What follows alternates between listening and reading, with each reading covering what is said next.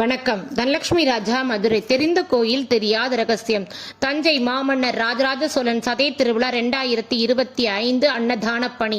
தஞ்சையை ஆண்ட சோழ பேரரசின் முடிசூடி இமயம் வரை புலிக்கொடினை நிலைநாட்டி தமிழ்நாட்டின் தமிழர்களின் பெருமைக்கும் வீரத்திற்கும் விவசாயத்திற்கும் நீர் மேலாண்மைக்கும் கடல் வணிகத்திற்கும் உலகே வியக்கும் வகையில் கடாரம் கொண்டான் என்ற தென் ஆசியாவின் மாமன்னராக விளங்கிய தஞ்சையை தலைநகரமாக கொண்ட சோழ பேரரசின் சாம்ராஜ்யத்தின் மாமன்னர் ராஜராஜ சோழனின் 1040வது சதய திருவிழா இவ்வாண்டு அக்டோபர் 31 மற்றும் நவம்பர் 1ஆம் தேதி திருவிழாவும் அரசு விழாவாகவும் உலக புகழ்பெற்ற 1000 ஆண்டுகள் தஞ்சையின் ஆதாரமாகவும் அடையாளமாகும் ராஜராஜ சோழனால் கட்டப்பட்ட பிரம்மாண்டமாக உலக அதிசயமாக காண்போரை திரும்பி பார்க்க வைக்கும் வகையில் திகழும் அருள்மிகு பெரியநாயகி சமேத அருள்மிகு பெருவுடையார் திருக்கோயில் கோலாகலமாக திருவிழாவாகவும் பண்டிகையாக தஞ்சல் மக்களால் மட்டுமின்றி தமிழகத்தின் பல பகுதியிலிருந்து ஐப்பசி மாதத்தில் வரும் சதய நட்சத்திரத்தில் மக்களால் மாமன்னருக்கு மரியாதை செய்யும் வகையில் மக்களின் பண்டிகையாக கொண்டாடப்படுகிறது.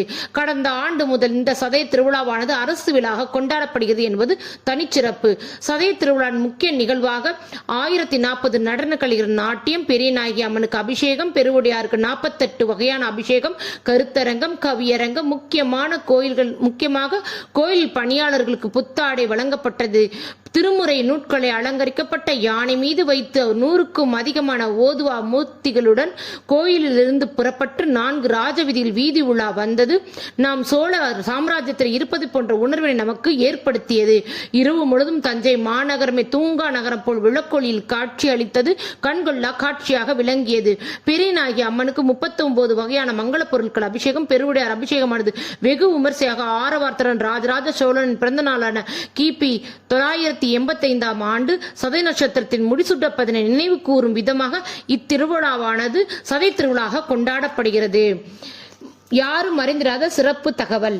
தஞ்சை பெரிய கோவில் மற்றும் கோயிலை கட்டியவர் மாமன்னர் ராஜராஜ சோழன் என்ற வரலாற்று உண்மையானது 1860ஆம் முன்னர் யாருக்கும் தெரியாது என்ற நிலையில்தான் 1858ஆம் ஆண்டு ஆங்கிலேயர்கள் கட்டுப்பாட்டிற்கு வந்த பின் புனித பீட்டர் பள்ளியில் ஆசிரியர் மற்றும் கிறிஸ்துவ பாதிரியார்கள் தமிழ் அறிஞருமான ஜி.யு. போப் என்பவரால் மட்டுமே தஞ்சை பெரிய கோயில் ஒரு சோழ மன்னரால் கட்டப்பட்ட என்பதனை ஆவணத்தை முதலில் வெளிப்படுத்திய நபராவார்.